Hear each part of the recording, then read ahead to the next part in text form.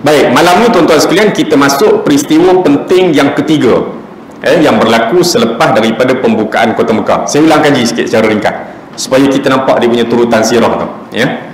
Dia kadang-kadang ialah benda berkaitan dengan cerita ni kadang-kadang kena ulang supaya kita nampak dia punya kesinambungan ataupun connection di antara satu tajuk dengan satu tajuk itu.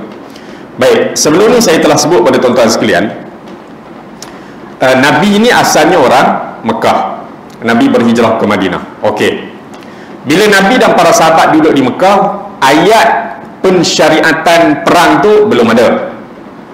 Di Mekah ni tempat dakwah, bertahan, bersabar. Nak perang tak boleh sebab kita minoriti. Kan? Nak perang pun kita ni masa tempoh untuk cerita pada orang tentang Islam. Tiba-tiba awal-awal lagi nak perang dah apa benda kan? Maka sebab tu bila Nabi hijrah ke Madinah, yang kita sebut tahun 1 hijrah itu, Nabi berjaya menjadi kerajaan di Madinah. Barulah Allah Ta'ala turunkan ayat syariat peperangan. Jadi jumlah peperangan yang telah saya sebut banyak kali dalam pertemuan-pertemuan yang lepas, jumlah peperangan yang dipimpin oleh Nabi dan para sahabat banyak. Dalam tempoh 10 tahun Nabi duduk di Madinah bersama dengan para sahabat itu, sehinggalah Nabi wafat pada tahun ke-11 hijrah. Jumlah peperangan iaitu 84 kali peperangan. Daripada 84 kali peperangan itu, yang Nabi pimpin 28. Daripada 84 itu, yang Nabi pimpin 28. Dan daripada 28 yang Nabi pimpin itu, dimasukkan dalam kitab kita ni 11 sahaja.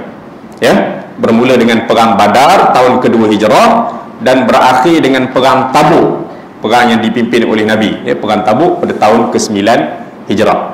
Kemudian tahun ke-10 Nabi tak pimpin perang dah, Nabi mula uzur sakit. Tahun ke-11 hijrah Nabi wafat. Baik, sekarang kita duduk pada bab terakhir dalam kitab kita ni, bab 6. Bab 6 ni tuan-tuan sekalian, bab yang membincangkan tentang peristiwa-peristiwa penting yang berlaku selepas daripada pembukaan Kota Mekah, iaitu selepas daripada tahun ke-8 hijrah.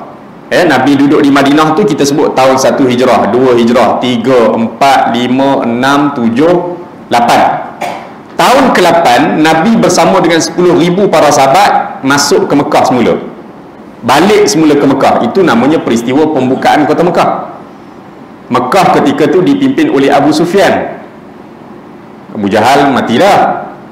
Abu Sufyan pun serah diri, akhirnya memeluk Islam. Orang Mekah pun berbondong-bondong memeluk Islam. Ini berlaku waktu pembukaan Kota Mekah tahun ke-8 hijrah. Lepas Nabi duduk di Mekah, pembukaan Kota Mekah, Nabi sempat duduk di Mekah 19 hari. Jadi kita dah bincang itu. Apa dia peristiwa penting yang berlaku selepas pembukaan Kota Mekah? Pertama, perang Hunain. Dah kita baca dah. Sebelum ni kita baca, dah 2 minggu lepas pun saya baca sekali lagi. Perang Hunain. Ya. Yang kedua, apa yang Nabi sempat buat waktu pembukaan Kota Mekah? Nabi arahkan sahabat runtuhkan 3 berhala besar di keliling Kota Mekah. Lata, Uzza, Manat. Selepas tu Nabi balik semula ke Madinah. Selepas pembukaan Kota Mekah, Nabi balik semula ke Madinah. Dan Nabi wafat pada tahun ke-11 hijrah. Jadi malam ni kita nak tengok apa peristiwa penting yang ketiga pula selepas pembukaan Kota Mekah. Bermakna selepas tahun ke-8 hijrah. Perang Hunain dah selesai, runtuhkan berhala dah selesai. Yang ketiga berlakunya perang Tabuk. Perang Tabuk. Sebenarnya tajuk perang Tabuk ni kita dah bincang dah pada bab kelima dulu, bab peperangan-peperangan tu. Tapi kenapa diulang sekali lagi pada bab yang ke-6 ni, pada bab terakhir ni? Sebab dia duduk sebahagian daripada peristiwa penting yang berlaku selepas pembukaan Kota Mekah. Jadi diulang sekali lagi. Cumanya dia tak ulang cerita tentang perang lah. Dia nak cerita apa dia pengajaran perang Tabuk. Ya, baik tuan-tuan sekalian. Kata pengarang kitab ni, dia kata secara ringkas, pengajaran dan pedoman yang paling penting dalam peperangan ini adalah, kalau perang tu Nabi pimpin, bahasa Arabnya ghazwah. Kalau perang Nabi tak pimpin, Nabi lantik mana-mana sahabat pergi, itu nama dia sariyah. Jadi perang Tabuk disebut ghazwah, iaitu perang besar yang dipimpin oleh Nabi. Jadi kata pengarang kitab ni, dia kata secara ringkas, pengajaran dan pedoman yang paling penting dalam ghazwah ataupun peperangan ini adalah, yang pertama kita nak tengok sebab apa berlaku perang Tabuk. Sebab berlakunya peperangan Tabuk ini adalah kerana kerajaan Rom ni kuasa besar pada waktu tu. Kalau hari ni Amerika lah, ya, Amerika apa lagi, Korea, China, Rusia kuasa besar. Tak. Dulu Rom ni kerajaan besar yang beragama Kristian. Rom dia ada Rom Timur, dia ada Rom Barat. Dia ada Rom Timur, dia ada Rom Barat. Kalau sebut Rom Timur ni pada zaman dulu, ya, zaman Nabi Muhammad, sebelum zaman Nabi Muhammad lagi, Rom Timur ni, kalau hari ni negara Palestin, Syria, Jordan, Lebanon tu kerajaan Rom Timur zaman dulu, Kristian. Satu lagi kerajaan besar pada waktu tu, kerajaan Parsi. Kerajaan Parsi kalau hari ini di negara Iran lah, ya, kerajaan Parsi, agamanya Majusi, sembah api. Jadi sebab apa berlaku perang Tabuk? Berlaku perang Tabuk ni tuan-tuan sekalian, kerajaan Rom kumpulkan bala tentera dia yang begitu besar jumlahnya di Syam. Syam kalau hari ini Syria, Palestin tu bumi Syam lah tu. Kumpulkan bala tentera yang besar untuk serang kerajaan Madinah. Nabi tak duduk di Mekah dah, lepas pembukaan kota Mekah Nabi dah balik ke Madinah dah kan. Okey. Jadi kerajaan Rom ni kumpulkan bala tentera besar di Syam nak serang kota Madinah. Sebab apa? Mereka mula rasa terancam dengan kekuatan kerajaan Madinah. Dulu mereka lah kuasa besar, Rom, Parsi, sampai banyak negara-negara Arab ni, kabilah-kabilah Arab ni yang tunduk kepada kerajaan Rom. Kabilah-kabilah Arab ni, ya, kabilah-kabilah Arab yang beragama Kristian. Jadi jangan bila sebut Arab je semua Islam, Arab tu bangsa, Islam tu agama. Hak mabuk-mabuk tu Arab juga. Orang kita bila sebut Arab je, Arab Islam, Islam Arab. Dah, Arab. Arab tu bangsa. Bukan semua orang Arab Islam. Jadi ada orang Arab yang beragama Kristian, kabilah-kabilah puak-puak Arab yang beragama Kristian, mereka tunduk pada kerajaan Rom. Jadi Rom ni dia rasa dia hebat lah. Tiba-tiba kerajaan Madinah mula bangkit. Nama Madinah ni mula terkenal.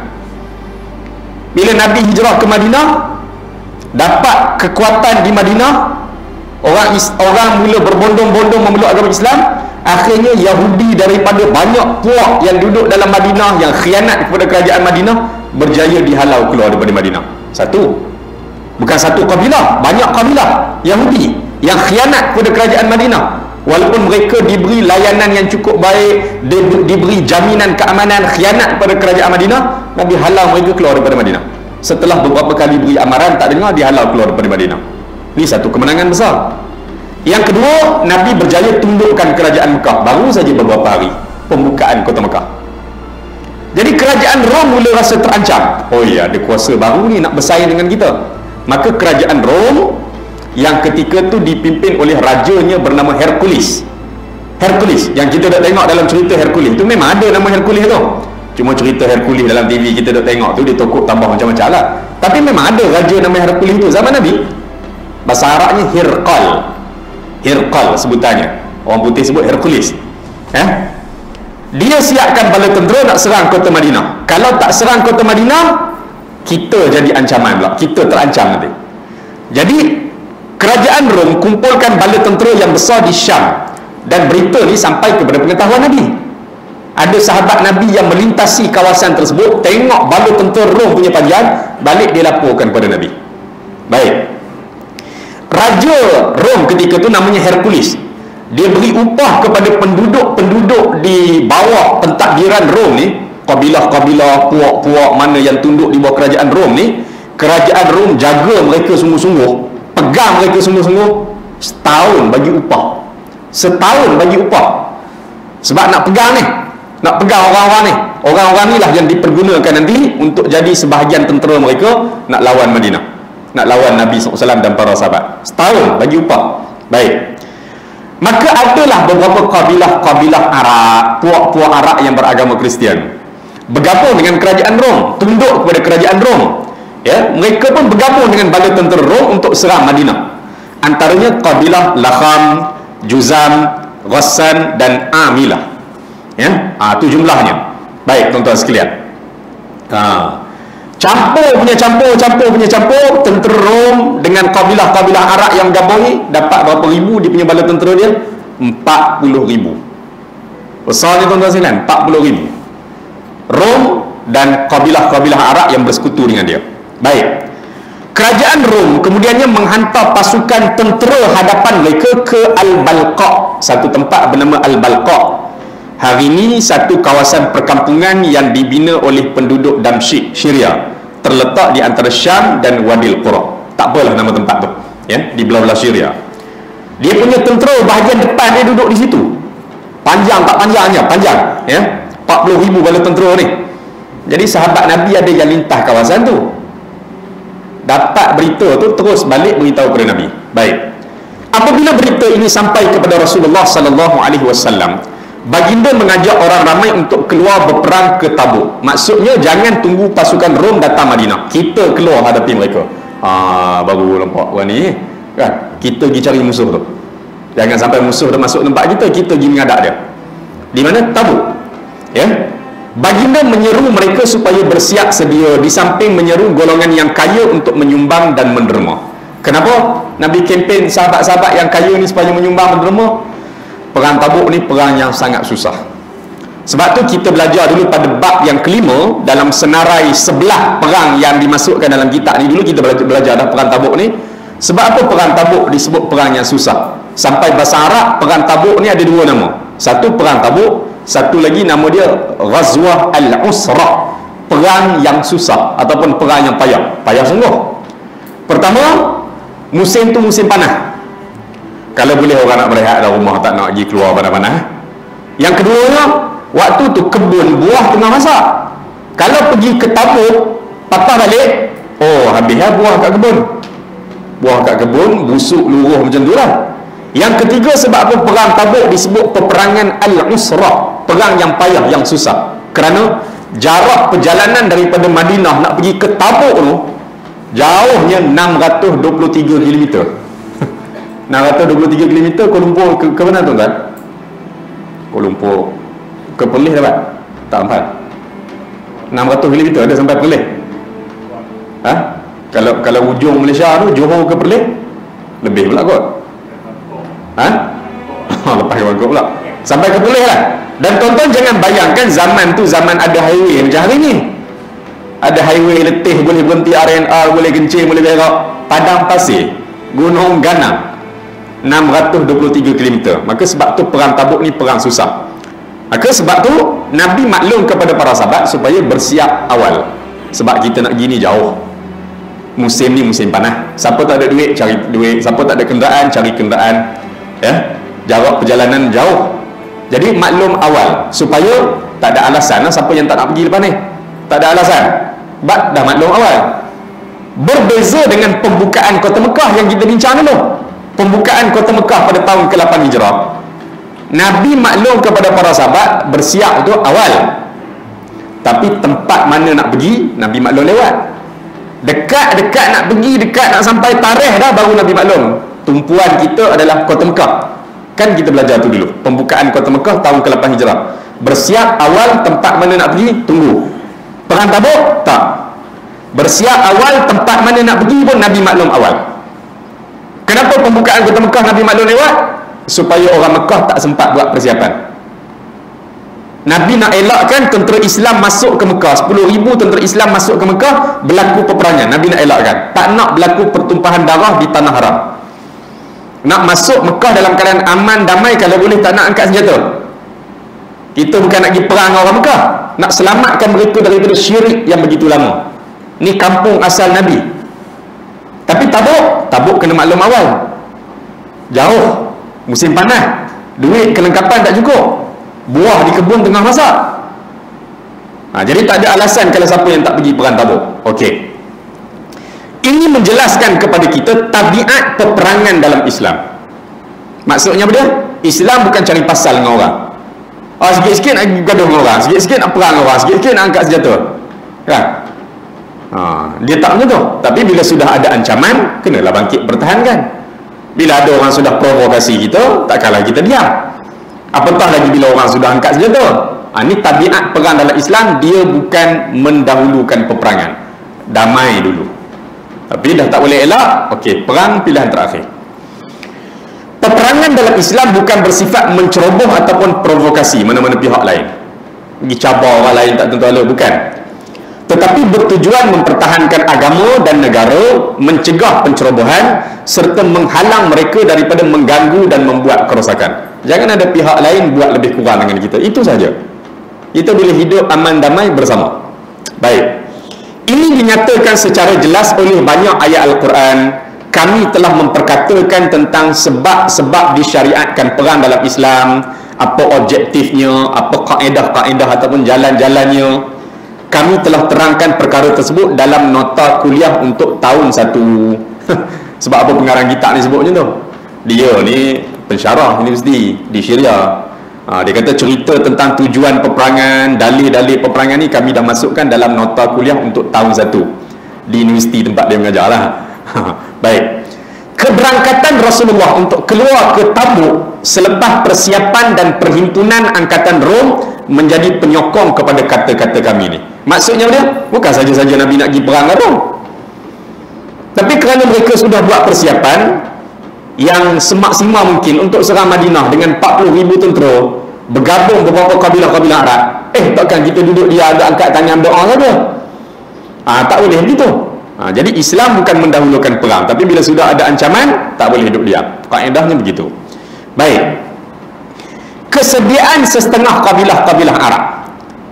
Kesediaan setengah kabilah-kabilah Arab yang beragama Kristian lah, jadi alat bersama dengan kerajaan Rom menentang orang Islam, menjadi bukti bahawa mereka berada jauh daripada kefahaman dan risalah pembebasan yang dibawa oleh Islam kepada manusia secara umum dan Arab secara khusus. Padahal yang mereka nak lawan Nabi itu sama Arab dengan mereka, satu bangsa dengan mereka. Kalaulah mereka tahu Nabi itu datang bawa satu ajaran untuk menyelamatkan mereka daripada kezaliman, membebaskan mereka daripada perhambaan sesama manusia, niscaya kabilah-kabilah Arab itu tidak akan tunduk pada kerajaan Rom. Boleh jadi mereka juga akan bersama dengan pasukan Nabi, kerana Islam datang nak bebaskan mereka daripada perhambaan. Mereka jadi hamba kepada Rom. Islam datang nak ajar manusia tak boleh memperhambakan sesama manusia. Akhirnya mereka jadi hamba kepada Rom, dapatlah sedikit upah. Kalau mereka tahu Islam datang, Islam yang dibawa oleh Nabi ni datang nak selamatkan manusia daripada kezaliman, penindasan, cengkaman pemerintah-pemerintah, perhambaan oleh orang-orang besar, tindah orang di bawah, nescaya kabilah Arab ni tak berminat pun untuk bergabung dengan kerajaan Rom. Tapi sayang tak tahu, akhirnya mereka sendiri sanggup lawan bangsa mereka sendiri, iaitu Arab. Nabi itu Arab dan mereka pun Arab. Itulah yang berlaku dalam peperangan Tabuk. Kerajaan Rom itu dibantu oleh kabilah-kabilah Arab yang beragama Kristian. Ya, baik. Jika mereka mengetahuinya, niscaya mereka akan menolak untuk menjadi pembantu Rom melawan anak-anak bangsa mereka sendiri di kalangan orang Arab yang beragama Islam. Mereka juga Arab, tapi mereka Kristian. Nabi Arab dan Nabi Muslim, Nabi Islam. Kalau mereka tahu Islam datang nak menyelamatkan manusia, Islam tak benarkan tindah orang, pemerintah tekan orang bawah, memperhambakan sama manusia. Kalau mereka tahu tu tujuan Islam datang, mereka pun tak akan jadi alat pada Rom. Akhirnya mereka jadi hamba kepada Rom, tunggangan kepada Rom. Baik, ini pengajaran pertama, iaitu kita kena faham apa tujuan berlakunya perang Tabuk. Yang kedua, tuan-tuan sekalian, pengajaran perang Tabuk yang kedua, seruan Rasulullah duk kempen, duk ajak para sahabat ni agar bersiap sedia untuk berperang. Kempen Rasulullah ni, seruan Rasulullah ni untuk pergi ke Tabuk ni, seruan Rasulullah ni dibuat pada waktu susah, musim panah, musim buah-buah dah sepatutnya dipetik daripada tangkainya. Maksudnya kalau kurma tu dah masak dah, patut kurma tu boleh ambil dah, anggur tu boleh ambil dah. Tiba-tiba Nabi ajak pergi ke Tabuk. Balik daripada Tabuk, silap-silap buah kat pokok tu dah busuk atau meluruh. Berapa lama ni nak pergi ke Tabuk? Perjalanan Nabi dan para sahabat, tentera Rom 40,000, Nabi dan para sahabat kumpul dapat 30,000. Besar lah, tapi beza lah dengan Rom. Rom 40,000 bergabung dengan kabilah-kabilah Arab tadi. Nabi dan para sahabat 30,000. Perjalanan daripada Madinah nak pergi ke Tabuk 15 hari. Duduk di Tabuk 20 hari. Patah balik 15 hari. Jadi 50 hari, 1 bulan lebih. Maksudnya kalau kebun ni buah masak sebulan lebih, balik busuklah buah, luruhlah buah. Jadi orang nak pergi ni kalau tak ada keimanan, fikir panjang. Kalau tak ada keimanan, fikir panjang. Kebun macam mana ni, buah ni macam mana ni, kalau luruh ni, busuk rugi ni. Buah elok boleh nego, buah busuk tak nak beli. Dia jadi macam tu lah. Baik. Dia kata, jadi kempen Rasulullah ni, seruan Rasulullah ni kepada para sahabat, jom kita pakat-pakat pergi Tabuk ni. Seruan ni dibuat waktu susah, musim panas, buah tengah masak. Orang-orang beriman yang jujur segera menyahut seruan Rasulullah tanpa mempedulikan kesusahan maupun kemiskinan. Tak fikirlah jauh tak jauh 623 km ni, tak ada dah kepala. Bila Nabi ajak, jalan. Ada kenderaan ke tak ada kenderaan, kita pakat usaha. Sebab Nabi dah maklum awal lah. Jadi pakat-pakat usaha lah cari ikut mana nak pergi ke Tabuk ni. Baik. Orang-orang munafik pula menarik diri, minta maaf Rasulullah, bukan kami tak nak tolong perang Tabuk ni, rumah kami tak ada orang nak tengok, kebun buah masak tak ada orang nak jaga ni, tak nak tengok kebun ni kan, bukan tak nak pergi ni, kami nak pergi ni. Ni orang munafik, awal-awal lagi dah tarik diri. Baik, mereka mengemukakan pelbagai alasan. Demikianlah hakikat orang yang ikhlas dan orang munafik. Bila kita akan kenal orang yang ikhlas dan orang munafik, bila akan kenal, akan jelas terserlah sifat-sifat ataupun watak-watak mereka tu pada waktu-waktu susah, waktu-waktu genting baru kita kenal. Tak boleh pakai hari ni. Waktu tak ada masalah, tak ada ujian, semua orang boleh berkobar-kobar semangat macam. Tapi waktu genting, waktu ada masalah, waktu ujian, baru kita tengok, ni tak boleh harap dia ni. Baru kita kenal perangai orang munafik. Waktu bila? Waktu ada masalah, waktu genting, waktu susah, baru kita tengok wataknya, perangainya orang munafik ni. Baik. Mereka yang berlagak akan terbongkar pekungnya pada waktu-waktu dugaan. Orang nak berlagak, cakap kemas, sembang kemas kan. Sembang tu tepuk meja berbalik air lah. Sembang kemas tu, dia boleh buat ni, dia boleh buat ni. Tapi mari waktu ujian baru kita tahu, tak boleh lekir dia ni. Baik. Firman Allah, Alif Lam Mim, ahasiban nasu an yutraku ay yaqulu amanna wa hum la yuftanun. Walaqad fatanna alladhina min qablihim fala ya'lamanna Allahu alladhina sadaqu wa la ya'lamanna al-kadhibin. Alif Lam Mim, Allah saja yang tahu maknanya. Patutkah manusia menyangka bahawa mereka dibiarkan begitu sahaja mengatakan perkataan aku beriman? Patutkah manusia dia sangka macam tu? Patutkah manusia menyangka dia akan dibiarkan begitu sahaja mengucapkan perkataan aku beriman, sedangkan mereka belum diuji apa-apa lagi? Allah tak uji apa lagi kan? Kita dah mengaku kita beriman sangat dah, tak ada ujian apa lagi. Dan Allah telah menguji orang-orang yang terdahulu daripada mereka, umat-umat terdahulu, orang-orang terdahulu. Dan Allah Ta'ala mengetahui siapa yang benar imannya dan siapa yang jujur. Allah Ta'ala tahu. Baik. Nyata siapa yang dusta, siapa yang benar, Allah Ta'ala tahu. Surah Al-Ankabut ayat 1-3. Kita belum diuji, tak ada ujian berat apa lagi, jadi kita bolehlah mengaku beriman, tak ada kena ujian apa lagi. Baik. Dakwah dan bangsa hanya akan tertegak dan bangkit melalui pembersihan saf-safnya, barisan-barisannya daripada golongan munafik dan penipu. Maksudnya dakwah ni dia akan berjalan timpang dan sebagainya kalau ada orang munafik dalam barisan dakwah itu. Umat ini pun tak dapat bangkit dalam keadaan baik kalau ada orang yang tak jelas, kejap gini, kejap gini, kejap begini. Baik. Hanya orang yang mempunyai keazaman yang benar, niat yang ikhlas, prinsip yang kukuh akan tetap teguh menghadapi kesusahan. Barulah dakwah tu boleh berjalan dengan baik, umat tu boleh berjalan dengan baik. Alangkah ramai orang yang lemah iman dan para penipu yang menghalang perjalanan dakwah dalam umat ni. Dahlah dia tu tak ikhlas, kemudian menyusahkan orang lain buat kerja dakwah tu.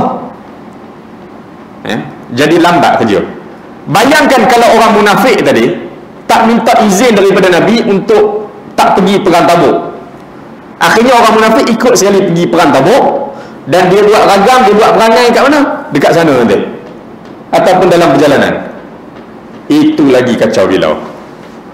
Lebih baik Allah Ta'ala bersihkan mereka awal. Maksudnya awal lagi mereka dah, wahai Rasulullah minta maaf kami tak dapat pergi, kebun tak ada orang nak tengok, rumah tak ada orang tengok. Lah tarik diri awal lagi. Kalau pergi juga dan buat perangai tak elok tu tengah jalan, lagi kacau bilau. Dulu kita belajar dulu, perang kali kedua yang Nabi pimpin, perang Uhud.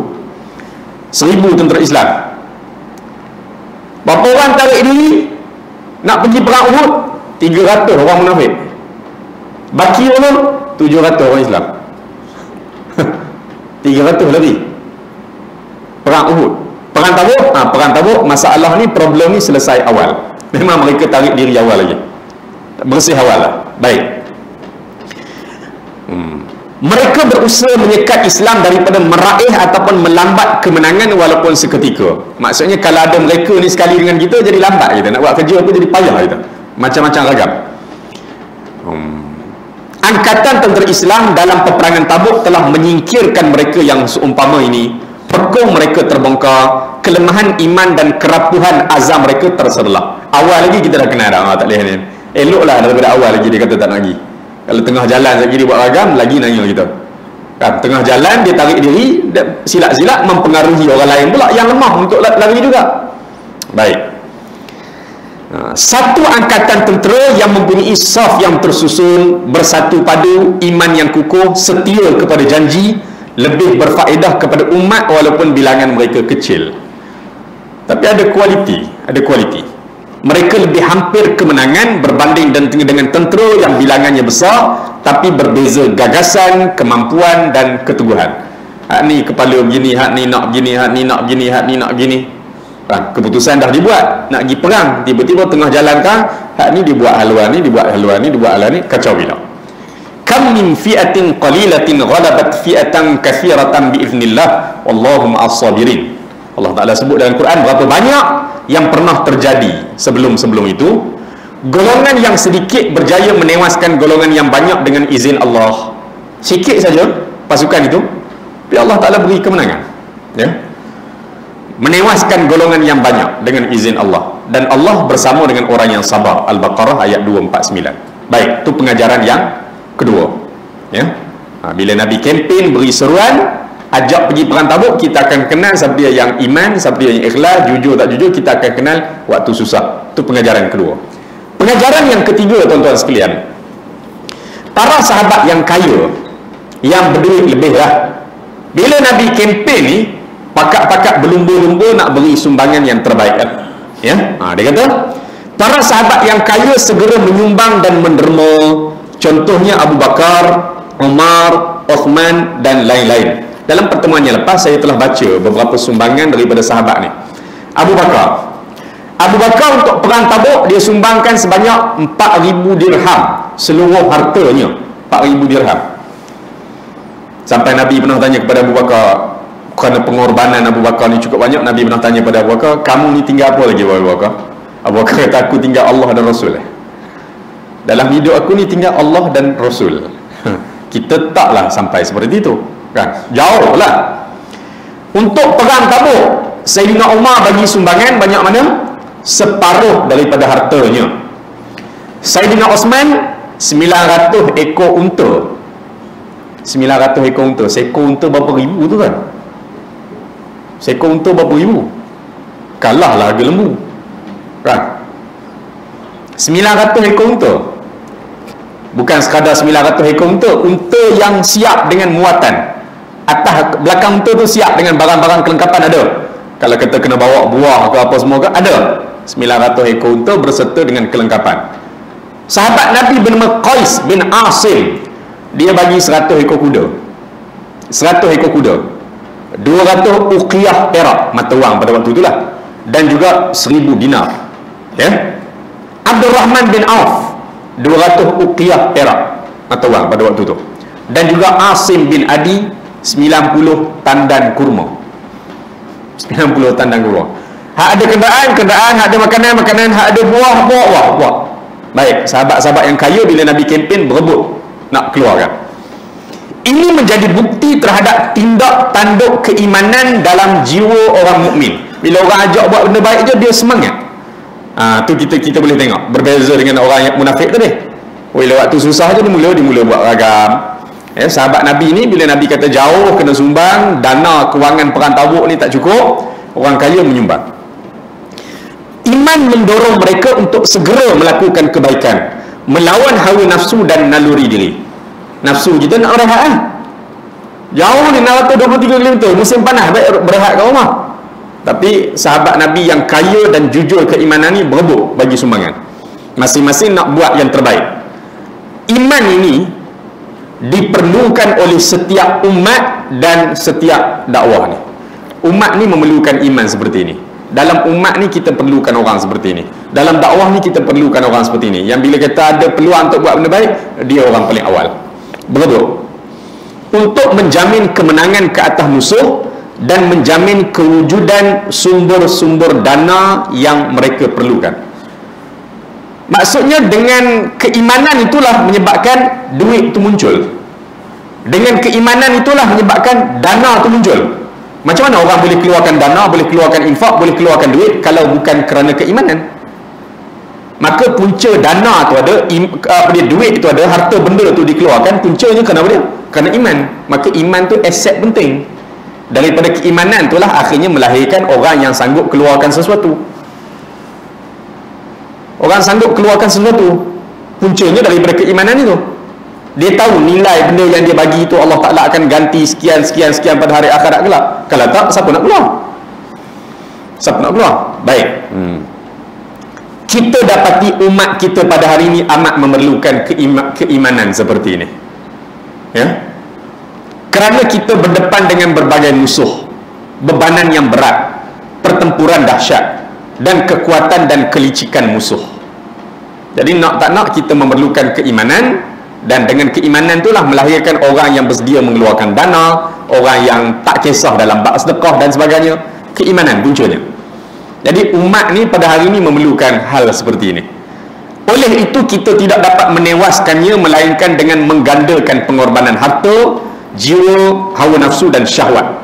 Ini hanya dapat dicapai oleh agama yang mempunyai kefahaman yang sahih tentang hakikat keimanan. Agama mana yang boleh cerita tentang keimanan tu dengan jelas? Siapa beriman balasan begini, siapa beriman balasannya begini, siapa beriman dalam kuburnya begini, bangkit daripada kubur akan bertemu dengan Tuhan begini. Agama mana yang boleh cerita tentang keimanan tu dengan detail, dengan jelas, panjang lebar, dengan baik? Islam. Ya. Kenapa dia? Allah buat manusia. Allah yang cipta manusia ni, dia yang boleh cerita pada kita tentang hal-hal demikian melalui nabi-nabinya. Ya. Baik. Agama ini mendidik jiwa-jiwa untuk ikhlas menyumbang dan berpenat lelah untuk umat mereka. Mereka melakukannya sebagai satu jihad yang diberi ganjaran oleh Allah, sebagaimana Allah memberi ganjaran kepada mujahidin di medan perjuangan. Maksudnya bila kita keluarkan apa-apa, kita tak rasa pun, weh, keluar banyak ni habis tak pernah bila sedekah ni kita keluarkan perkataan, oh habis duit. Dah. Kerana kita tahu keluar tu ada Allah Ta'ala ganti. Keluar tu ada Allah Ta'ala ganti melalui benda-benda yang lain. Ya. Sebab tu Allah Ta'ala ganti kebaikan yang kita buat ni tak semestinya ganti dengan duit. Ada kebaikan yang kita buat ni Allah Ta'ala gantikan bila? Pada hari akhirat kelak, yang semua orang tunggulah. Dan ada kebaikan yang kita buat ni Allah Ta'ala gantikan balasan di atas dunia. Ganti itu tak semestinya dalam bentuk duit. Keluar duit, ganti duit, tak semestinya begitu. Kadang-kadang keluarkan duit sedekah buat kebaikan, Allah Ta'ala ganti dengan umur panjang. Tu juga hadiah daripada Tuhan. Umur panjang, tubuh badan sihat, tu pun hadiah daripada Tuhan. Umur panjang, tubuh badan sihat, anak-anak pun elok, perangai pun semua okey, tu pun hadiah daripada Tuhan. Ada orang umur panjang, tubuh badan sihat, anak meragam, perangai tak tentu hala, kan kacau bilau. Maka hadiah daripada Tuhan, balasan daripada Tuhan tak semestinya sama dengan apa yang kita keluarkan. Duit, balas duit juga tak, terpulang pada Tuhan. Tuhan rasa apa yang sesuai untuk kita kan. Dan ada orang yang tak dapat balasan atas dunia, Allah Ta'ala bagi balasan pada hari akhirat kelak, terpulang pada Tuhan. Baik, jadi tak ada orang keluarkan duit, dia rasa, oh habis 50, habis duit aku tak. Kerana dia faham benda yang dia buat ni adalah jihad yang Allah Ta'ala akan berikan ganjaran.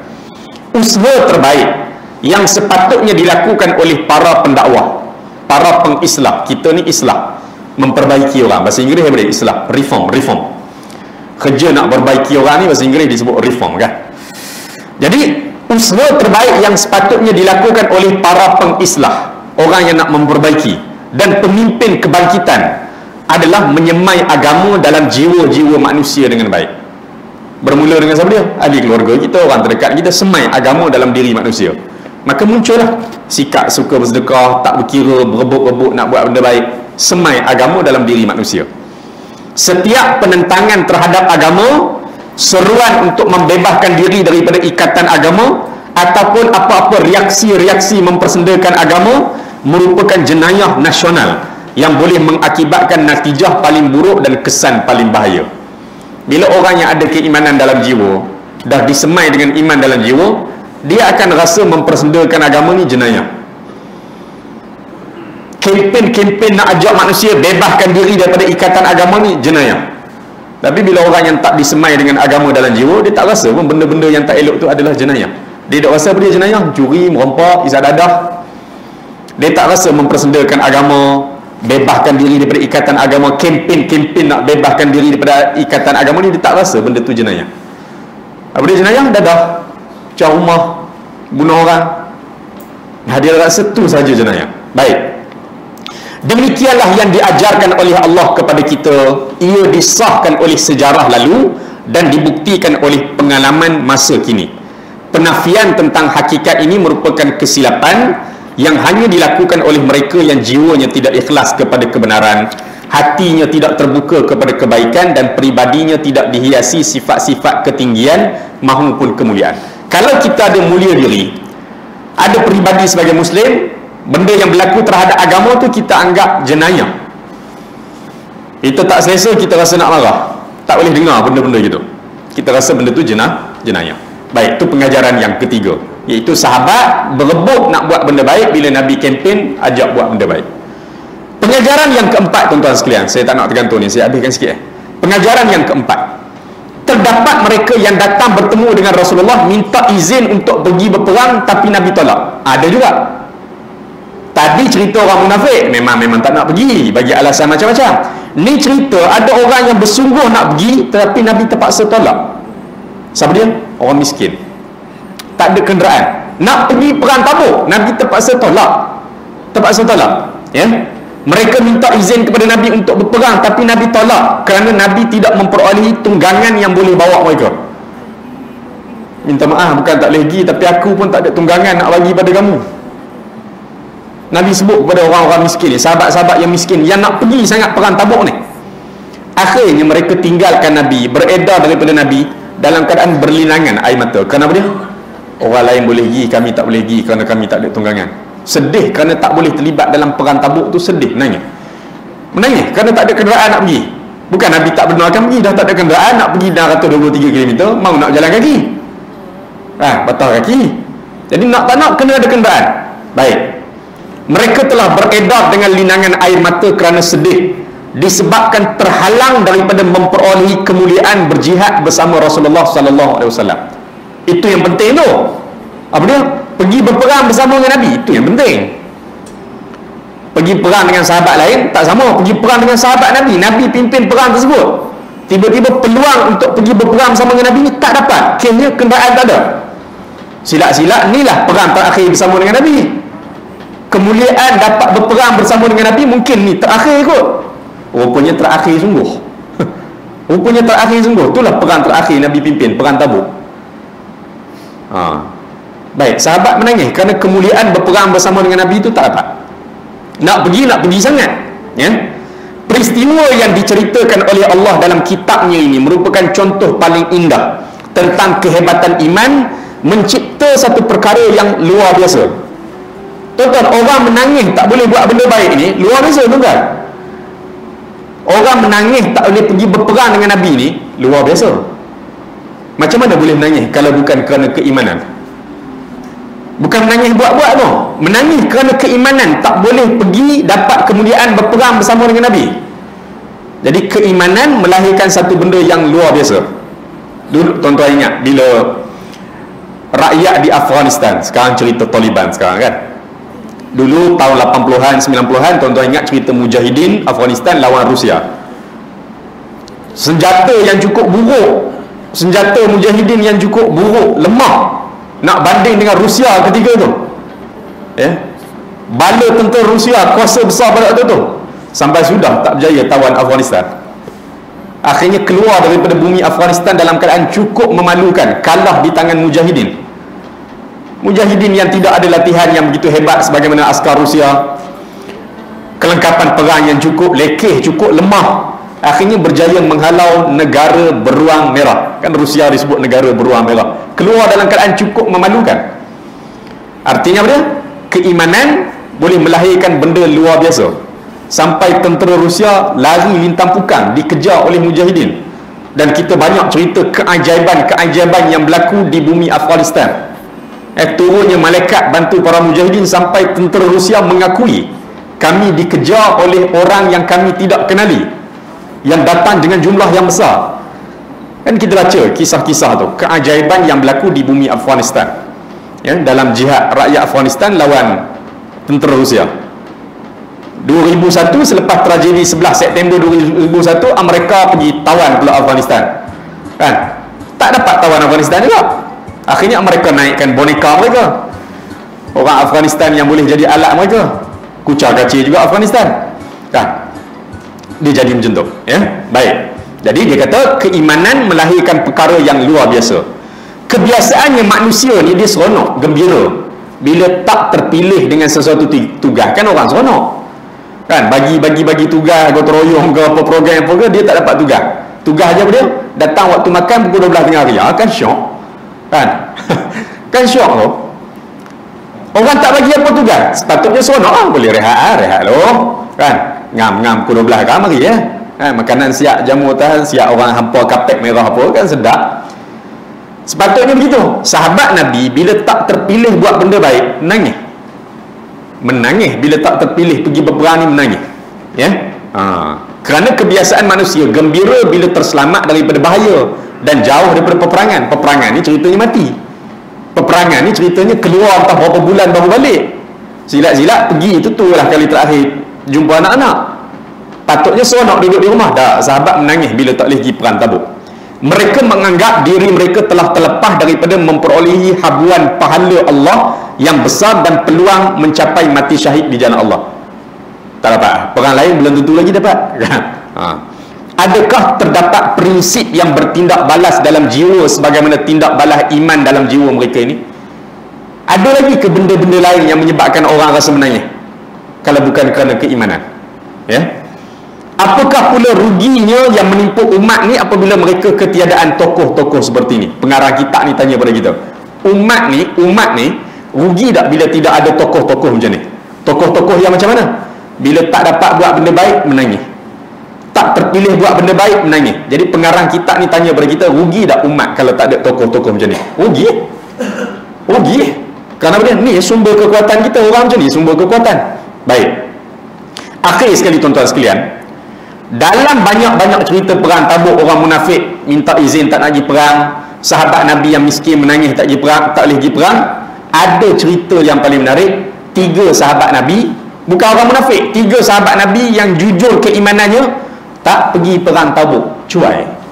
Ni cerita paling menarik dalam perang Tabuk. Akhir sekali tuan-tuan sekalian, kisah 3 orang yang tidak pergi berjihad kerana mengutamakan kerehatan, tidak mahu berpanas dan lebih suka tinggal di rumah, padahal mereka adalah orang-orang mukmin yang jujur.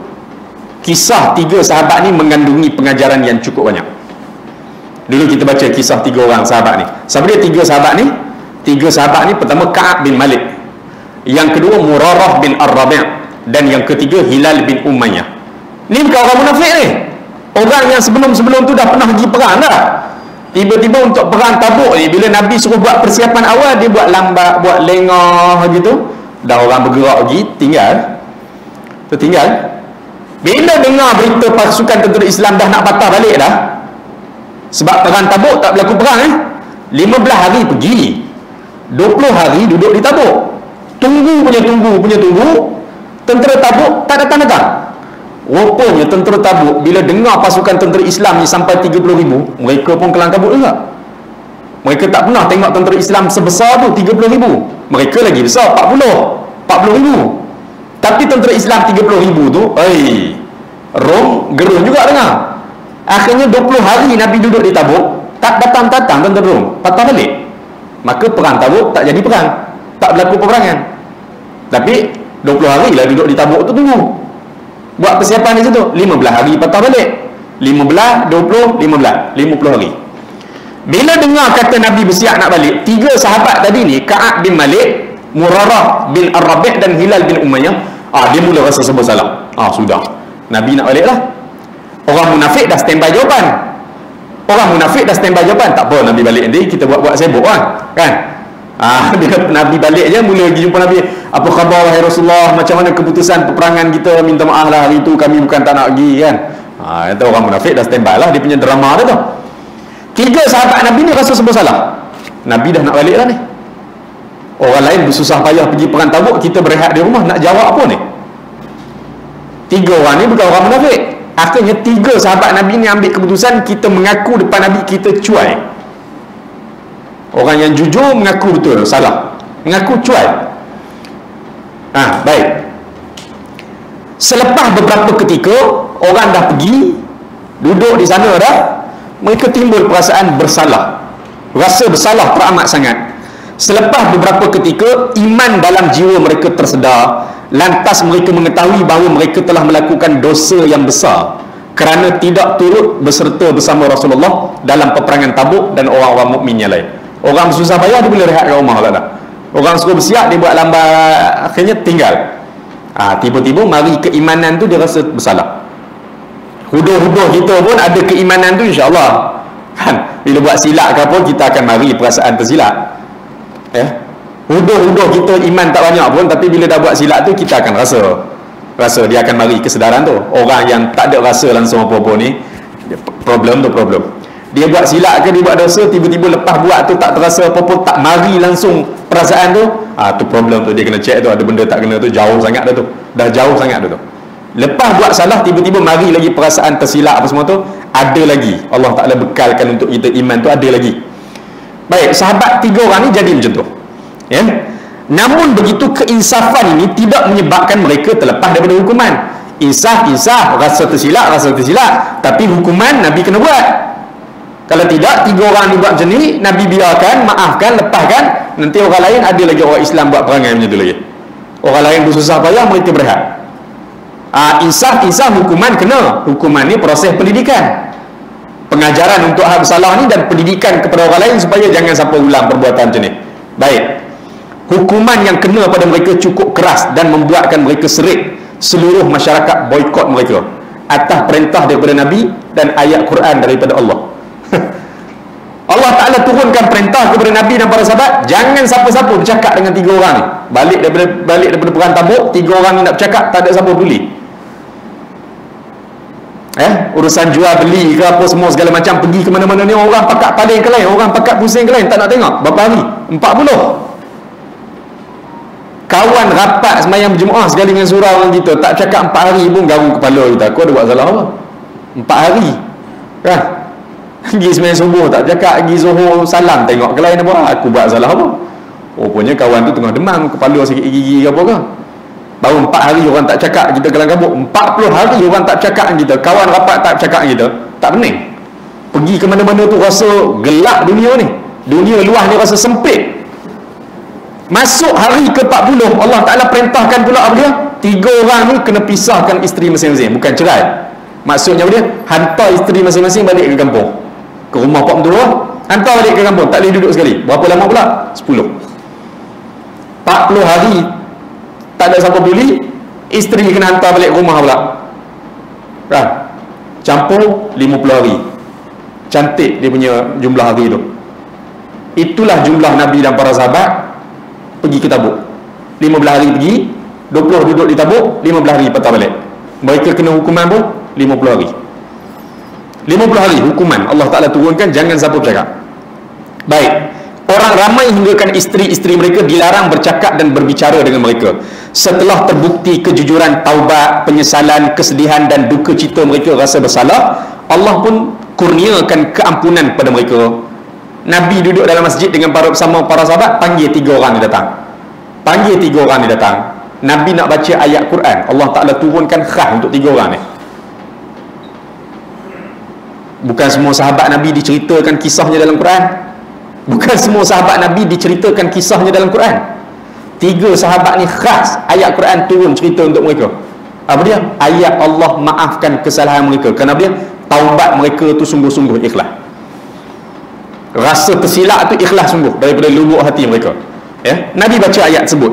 Apabila mereka diberitahu tentang khabar gembira Allah maafkan mereka, mereka girang tidak terhingga. Setengah mereka mensedekahkan harta dan pakaian mereka sebagai tanda syukur kepada Allah di atas nikmat keredaan dan keampunannya. Ya, mereka kata apa dia? Salah seorang daripada kalangan 3 orang ni, dia kata apa dia? Aku tak pernah rasa suasana macam ni. Bila Nabi baca ayat Quran, Allah maafkan kami tu, aku rasa aku macam baru keluar daripada perut mak aku, bersih macam tak ada dosa. Setelah 50 hari orang pulau, tiba-tiba Allah turunkan ayat Quran khas untuk mereka bertiga. Menangis macam baru keluar daripada perut mak, rasa bersih. Baik tuan-tuan sekalian, pengajaran seperti ini menghalang mana-mana orang mukmin yang jujur keimanannya daripada culas dalam kerja-kerja yang wajib. Orang bersusah payah, kalau kita tak boleh bantu, buatlah apa benda. Kita mungkin tak boleh turun, tak boleh beri bantuan gini-gini, beri pandangan, beri idea, sumbangan, kerana kita tak mampu macam orang lain. Tapi jangan kita berpangku tangan, tak buat apa-apa langsung dalam keadaan orang lain bersusah payah. Dia tidak akan rela berehat sedangkan orang ramai berpenat lelah, apatah lagi bersenang lenang sedangkan orang ramai bersusah payah. Inilah tabiat keimanan. Kamu sentiasa merasakan bahawa kamu merupakan tali dalam satu kumpulan atau sebahagian daripada keseluruhan bahagian tu. Kita rasa kita sebahagian dalam satu kumpulan, kita rasa kita tu sebahagian daripada kumpulan tersebut. Ia juga menyebabkan kamu merasakan apa yang menimpa kumpulan tersebut turut menimpa kamu. Apa yang berlaku kepada umat ni, benda yang berlaku pada kita. Apa kelemahan pada umat ni, kita rasa tu kelemahan kita. Baik. Begitu juga apa yang berfaedah kepada umat ni, apa kejayaan, benda berita baik, berita gembira, kita rasa tu sebahagian berita gembira kita. Ya. Kesenangan tidak ada arti jika umat dalam kesusahan dan penderitaan. Rehat tidak ada kelazatan sekiranya orang lain berpenat lelah dan letih. Kamu juga merasakan sikap meninggalkan kewajipan merupakan satu tanda kekurangan iman dan cacat agama. Orang yang tinggalkan kewajipan, orang lain bersusah payah kita berehat ni, orang tu kena sedar dia tu sedang cacat agama dalam dirinya, ada kecacatan. Ia juga merupakan dosa yang perlu bertaubat dan kembali kepada Allah. Kisah 3 anak muda ni, 3 sahabat Nabi ni, ya, memberi pengajaran kepada kita bahawa akidah mengatasi hubungan kekeluargaan. Begitu juga pelaksanaan sistem yang diakui oleh syarak didahulukan daripada mematuhi hawa nafsu dan emosi. Kita rasa kesian kat 3 orang sahabat ni, tapi bila Allah Ta'ala nak didik dengan peraturan seperti itu, kena pulau, tak boleh cakap 50 hari, kenalah. Kerana ini proses pendidikan. Hubungan kerabat pula tidak akan dapat membantu apa-apa di hadapan kemarahan dan kemurkaan Allah. Bila Allah Ta'ala nak marah kepada seseorang, waktu tu hubungan kerabat kita dengan orang baik pun tak boleh menghalang kita daripada kemurkaan Allah. Bila Allah Ta'ala nak marah kita dengan dia apa dia? Ayah kita ustaz. Lepas tu bila ayah kita ustaz, maka menghalanglah kemarahan Allah pada kita. Dah. Ya. Ayah kita orang baik, keturunan orang kita orang baik, bila Allah Ta'ala nak marah kita tak jadi sebab keturunan kita orang baik. Dah. Ya, dia tak jadi macam tu. Hubungan kerabat tidak dapat membantu apa-apa di hadapan kemarahan dan kemurkaan Allah. Falyahzaril ladzina yukhalifuna an amrih an tusibahum fitnatun aw yusibahum adzabun alim. Oleh itu hendaklah mereka yang mengingkari perintahnya beringat serta berjaga-jaga. Jangan mereka ditimpa balak bencana atau ditimpa azab seksa yang tidak terperi sakitnya. Surah An-Nur ayat 63. Baik, tuan-tuan sidang jemaah yang dirahmati Allah Subhanahu Wa Taala sekalian, alhamdulillah malam ni kita telah selesai mengikuti peristiwa penting yang ketiga yang berlaku selepas daripada pembukaan kota Mekah, iaitu peperangan Tabuk, yang pengajarannya cukup banyak kalau kita nak selangkah satu persatu. Masa kita pun sangat terbatas. InsyaAllah dalam pertemuan akan datang kita akan sambung peristiwa penting yang keempat berlaku selepas pembukaan kota Mekah, iaitu selepas tahun ke-8 Hijrah, Hajjatul Wada', haji selamat tinggal, haji terakhir yang dipimpin oleh Nabi SAW. Tak lama selepas daripada itu Nabi pun wafat. Wallahu ta'ala alam. Cukup sekadar itu dulu untuk malam ni. Mudah-mudahan Allah Ta'ala beri manfaat dan kebaikan untuk kita semua. Aqul qali hadza wa astaghfirullahal azim wa li wa lakum wa li sairil muslimina wal muslimat fastaghfiruh innahu huwal ghafurur rahim. Assalamualaikum warahmatullahi ta'ala wabarakatuh. Subhanakallah bihamdika asyhadu an la ilaha illa anta astaghfiruka. Bismillahirrahmanirrahim. Wal 'asri innal insana lafi khusr illa alladziina amanu wa amilus solihati wa tawasaw bil haqqi wa tawasaw bis sabr.